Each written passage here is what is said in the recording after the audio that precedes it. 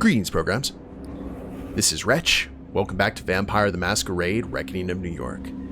In the last episode, guys, Kali found herself amongst the most powerful kindred in the 5 boroughs, and they were not particularly happy with her. In fact, they were accusing her of crimes against the Camarilla and were planning to kill her, but 2 things came out in her favor. 1, she completely threw her sire Reynard under the bus, basically accusing him of all the crimes that she was accused of and offering to help catch him. And the second was the timely assistance of a strange Caitiff who is now basically her escort. So Kali has a partner, whether she wants one or not. We are east of Queens here, and we are moving on with the next part, Up in the Air. I bought myself some time to find Reynard and scram out of the city before the Camarilla catches on. The only trouble is this Caitiff tick clinging to my back, which honestly is kind of my own fault. I need to figure out how to shake him off. We might not need air to nourish our vitae, but I still let out a sigh of relief when the doors to Elysium slammed shut behind us. Talk about a crew of entitled assholes, holed up in their ivory tower, sneering at kindred just scraping by to make dead ends meet. Well, they get a nice sharp stake to the foot. But hey, it's all good. My golden words and silver tongue managed to buy me some time to find Reynard and get the hell out of Dodge before those clowns catch on that we've already hit the West Coast. The only hiccup for now is... Now, I looked it up, and this name is pronounced like, Podrake, I think? But I guess we'll just call him Pod for short. Keep making that face at me, and it might just stick that way. Oh yeah? I pinch my lips together and squint for a good measure. What, are we reverting to playground tactics now? Hush, I'm concentrating on blowing up your brain with my mind. Well, if it keeps you quiet, by all means, keep trying. I shoot him a defiant glare and whirl around, his exasperated sigh chasing after me. Be what may, this Caitiff tick's gotta go. Look, the sun's about to rise. We can pick up this little dance of ours again tomorrow night, okay? Let's get moving. My haven isn't even in this part of town. Haven, the place where a vampire resides during the day. Wait, hold up. What do you mean, your haven? Alright, hear me out. I get that this whole thing is a bit of a pain for the both of us. Trust me, I have no more desire to mind you than you have to be minded. But let's rewind for a second. You were the one who picked me out at Elysium and got us both into this mess. If I let you out of my sight, things will get proper unpleasant for me. And believe me, I'm speaking from experience. But you'll be torn to shreds by Kadia's hounds before you could say, oops. They'll sniff you out, sooner rather than later.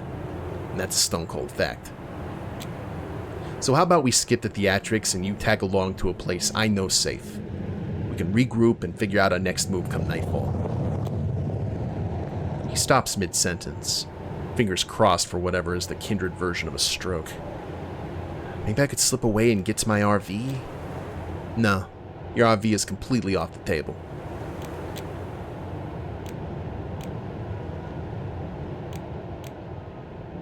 I've got plenty other options. It's not a problem. I've got a solid 7 other hideouts. I'm sure you do. Though if you haven't seen your shadow in the last 6 months, I'd wager they no longer exist. You mind sharing where they were? Hello, is this the Secret Service speaking? Like I'd spill my shit to you. And just so you know, my network is sprawling and meticulously crafted. Think global spiderweb. Sounds more like you're the fly caught within, believing it's your very kingdom. Meanwhile, the fat spider at the center waits its chance patiently. Yep, keep channeling your inner Keats. Gosh. He stays silent for a moment, likely thinking he's gained the upper hand in our verbal spar. I still count it as my win. Nevertheless, he starts yapping again soon after. In any case, we need a place to rest, and my haven's the safest choice. I'd really hate to resort to violence, but don't presume I won't drag you there if the need arises. It's your call. Every time I don't get a say, it somehow turns out to be my call. Come on, what do you think I'll do? Run away? Obviously. Oh, ye of little faith. Would I try to bail on you on Christmas night? You sticking around might just count as a true holiday miracle. And no, I don't bank on holiday miracles.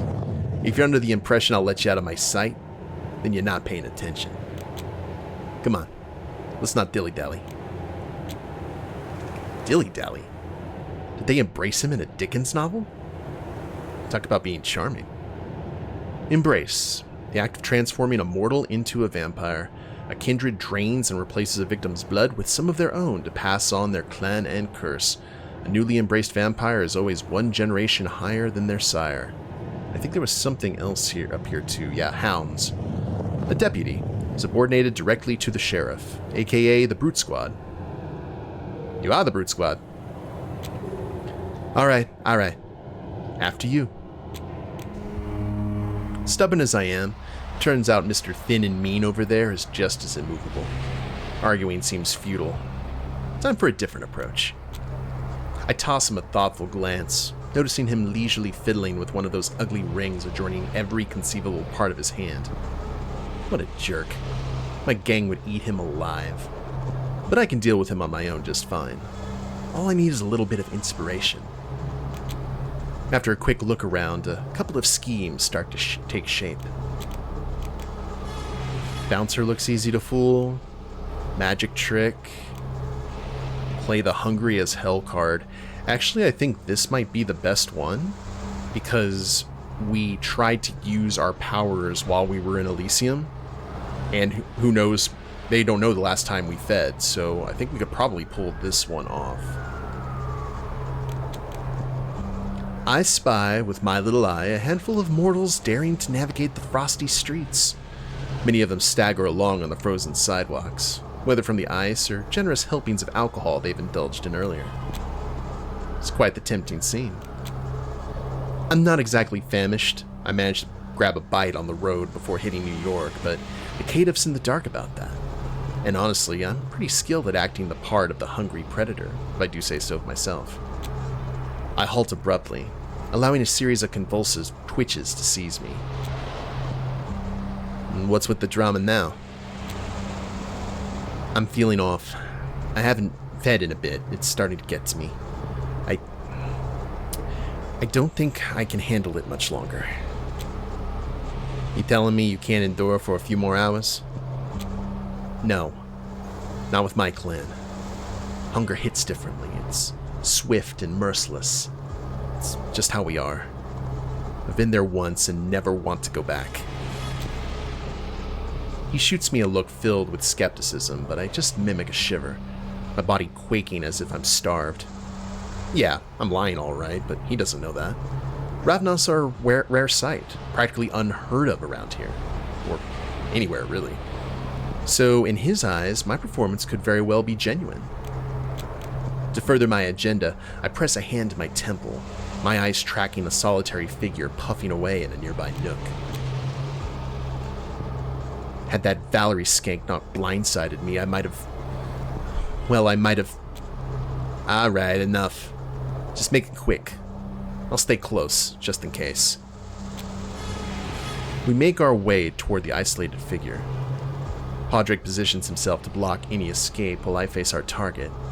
The guy blows out a cloud of smoke, his eyes dazed, mumbling under his breath. Sorry, pal.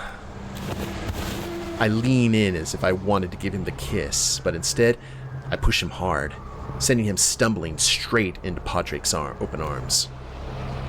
An act of drinking blood, usually from a mortal, the kiss causes feelings of ecstasy in those who receive it, at least most of the clans. And just like that, the guy topples to the ground, while the Caitiff somehow remains upright despite being thrown off balance. It's my cue to seize the moment and zoom away in the opposite direction, pushing my legs as fast as they'll go. I have no idea where I'm going, but solitude sounds perfect right now. Even after everything tonight, it looks like I'm on a roll. It must be that Ravnos charm working its magic. I instantly regret my choice the moment I dash into an alleyway. A dodgy crew handling crates that seem to be filled with combat gear snaps their attention toward me the moment I make my entrance, and they've seen my inhuman speed. Shit. Oh god, it's Squeaker. Caleb, look! Oh, come on. What'd I ever do to you, Lady Luck, to jinx me like that? Squad, to your positions! They begin to circle me, exchanging nods. It's only then I notice their tactical gear and the unmistakable outline of wooden stakes. Is this the infamous Special Affairs Division? Oh, seriously, fuck my unlife. Reynard was spot on. I'm always too quick to pop the champagne. Special Affairs Division, also called SAD. This FBI division is committed to neutralizing the kindred threat. To get their targets, SAD uses not only its influence in law enforcement, but also their extensive case files on anti-kindred activities and some finesse and detective work. Commandeered kindred assets give them impressive economic freedom from other global entities involved in what vampires call the Second Inquisition. Look, back off, would you? This isn't going to end well for you. Shut your filthy gob, leech! He whips out a stake to compensate for his shaky tone. I'm not one for head-on combat, but it's way past the time for cunning. From the sides. Now! They come at me all at once with an attack surprisingly uncoordinated for such a well-equipped team. That disarray is the only reason I may survive this. As a flash of heat surges through me, their movements seem to slow down. I grab the first one by the arm as he swings a knife at me, driving my nails into his armpit. Everything turns a shade of red I find disturbingly pleasant. Next, I leap and spin, taking the squeaky girl down with a kick that leaves her neck at a grotesque angle, her body crumpling to the ground. Take that, Squeaker. Their leader waves his stake in hesitation, searching for an opening. Bring it on, you undead whore! I don't give him the chance. In an instant, I'm at his throat, tearing and ripping. His blood washes over my skin like a hot shower. It feels comforting. As the chaos fades, there I am, perfectly unharmed amid the carnage, swept up in the rush of victory. Tonight is definitely my night. But then reality strikes, quite literally. Knocked onto my knees and suddenly dazed, I scramble to get up. I need to get out before the Caitiff catches up. As I try to rise, a kick sends me sprawling. Another thug, one that I missed, sits on top of me, stake in hand, aimed straight at my heart. I react instantly, bucking my hips and reaching for his elbow, ready to tear and rip. But I can't. And I don't have to. Suddenly, hands encircle the thug's neck, twisting it in a complete circle, reminiscent of some horror movie owl. He drops beside me, lifeless, as the Caitiff casually retrieves the stake. So, hunger took you out, huh? Piss off. I believe thank you is the phrase you're looking for. You should be glad I caught up to you so quickly. He extends his hand with grace, and there's a part of me itching to grab it, to pull at it and literally take him down a peg. But I let the moment pass. The brawl's worn me out, and dawn's creeping up on us. I refuse his help, pushing myself up with a mix of pride and fatigue. Why don't you hold on to the stake? Consider it a memento of the time you nearly got taken out by a few hunters and needed my intervention. A slice of humble pie, if you will. Hunters, mortals who have discovered the existence of supernatural creatures around them and, rather than give in to desperation, decided to take action. Hunters typically work in cells, small tight-knit groups united for protection, teamwork, or a shared cause, aka a coterie. I tucked the stake into my belt bag, feeling more awkward about it than I care to show. For the record, I had it under control, but wait, hunters? Of course. You didn't seriously think that was the SAD, did you? He lets out a chuckle, the first one I've heard from him. It feels out of place, I think. Look, do not take it personally, but if it was the sad you were up against, you'd been taken out before you even realized there was a threat. They're too well organized, too professional. These guys, however. He sweeps his hand around, gesturing toward the fallen hunters. Well, they haven't quite mastered the element of surprise. Still, running into that many in one place? I know Kadir mentioned something about a locust swarm back in Elysium, but shit, that's more than just bad luck. Indeed, New York is nowhere near as safe for our kind as it once was. This is not your typical hunter behavior. It's an anomaly, and its source is still unknown. Until we figure it out, I strongly advise against sprinting like a demented cheetah, biting whatever was in arm's reach, or showing off your unique powers. For your own safety, assume you're under constant surveillance. Choose your moments wisely. It's the second time tonight I'm hearing this kind of warning tonight. The second time I'm hearing this kind of warning tonight. Maybe I should actually start paying attention. And you might want to rethink your attempts to ditch me. I might not arrive in time to save you the next time you get in trouble. The next time? Seems to have me all figured out. Alright. Maybe sticking with you might have some benefits. Wait, am I hearing things, or was that a compliment? Don't let it go to your head, and don't expect a repeat. Now, about that haven of yours? Where Caitiff lies low. The sun's about to rise, and I've had more than enough for one night. All I need is to sink into a deep, dark void of rest. And tonight, Podrick's Haven is the place to be. I'm still kind of getting used to saying that, so bear with me. Oh. We've got a secondary thing. Stranger in the night. Detour. In New York City, you never know when you'll bump into the king of all douchebags. But honestly, feels like it happens every goddamn time you step outside. Side quest! Silence usually doesn't bother me. It's often a chance to collect my scattered thoughts, which, let's be honest, are usually all over the damn place. It can also be a big, flashy sign that I fucked up and then I've got to scramble to bounce back from the mess I made. But this kind of silence? Oh, this is some golden opportunity right here. One in which I throw in the towel, stop giving a shit, and just enjoy watching the lanky one squirm like he's got an army of invisible fists going to town on his brain. Of course, it doesn't last. Not with that oddball in the distance eyeing us. Christ. Check out that guy. Eh? Oh, Podrick Conroy. That bootleg Wesley Snipes right there. Look. I toss a subtle glance toward the guy decked out in black. But the longer I stare, the more I think, oh shit. You think he's one of them? A hunter? What? Nah, of course not. I mean, I get that the group we dealt with wasn't exactly a think tank, but out here? In broad daylight? And dressed like a walking cliché?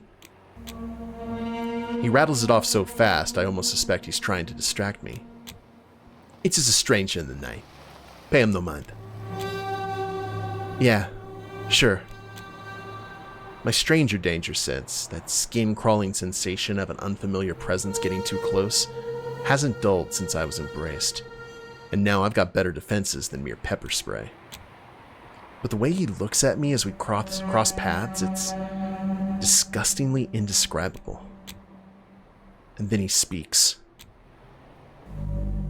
Evening, ma'am. Ooh, glowy eyes. There's something eerie about the tone of his voice. I nod automatically and shoot Podrick a wary look. He signals to keep walking. Mr. Conroy, evening to you. Quite the night, eh? Fuck. This isn't some rando then. The way he drops Podrick's last name stops us in our tracks. Like he's cast a binding spell.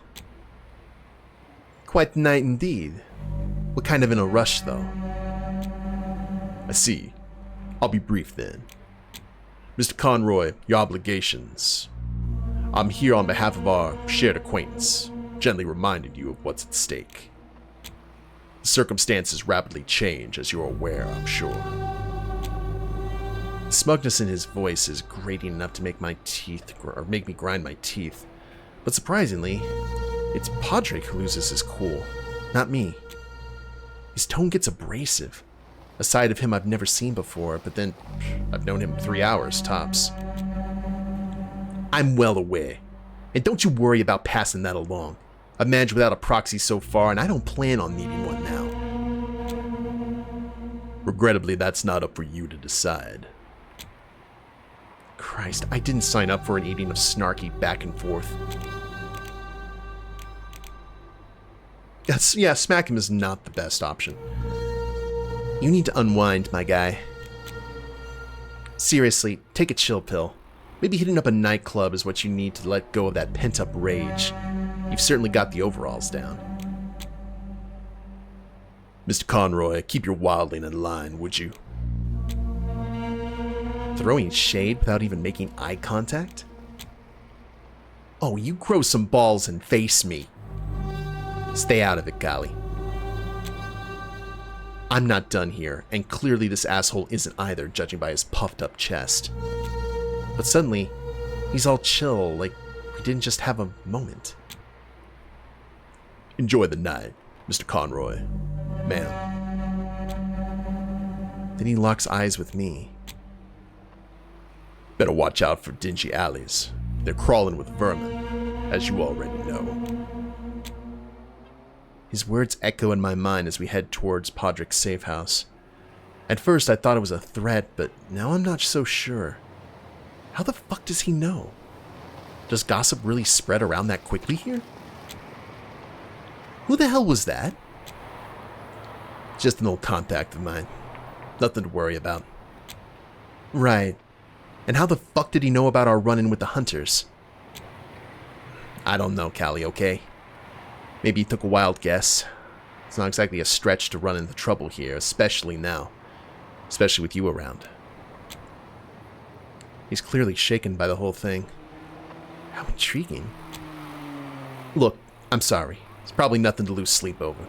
Let's just get moving, alright? I give a nod. Not like there's much choice, with him being all jitters and no candor. Looks like my dear Caitiff sitting on a pile of secrets. Considering the vibe of that jackass we just dealt with, the mind reels at possibilities. But then again, what are we if not the secrets we keep? Okay, good. That didn't get us in too bad of a situation.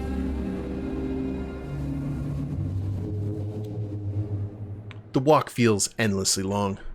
I try to focus on the task of locating Reynard, but my thoughts just won't line up right. Definitely not a promising end to the night. But before I know it, we're already there.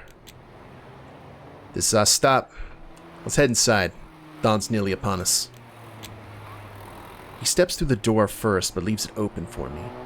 I see it as a slight sign of trust. Maybe I'm just too exhausted to be on the lookout for tricks. Home sweet home. Peeking into a kindred's haven is kind of like trying to read their diary. Assuming they have one, of course. Our van, which I share with my crew, might tell a story of covert operations, daring escapes, and tight-knit camaraderie.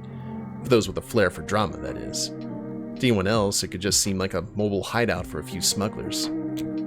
Granted, I haven't exactly been a guest in many havens, but this one?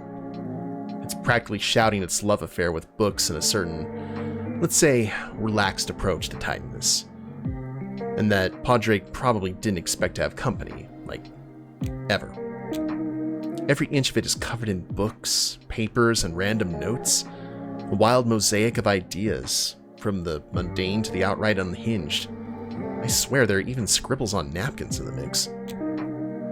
Padraig seems a little bit flustered that I caught his haven in such disarray.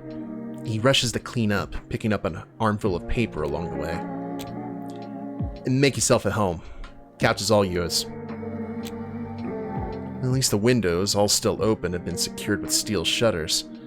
All in all, the place feels rather cozy. Pretty decent haven, I think.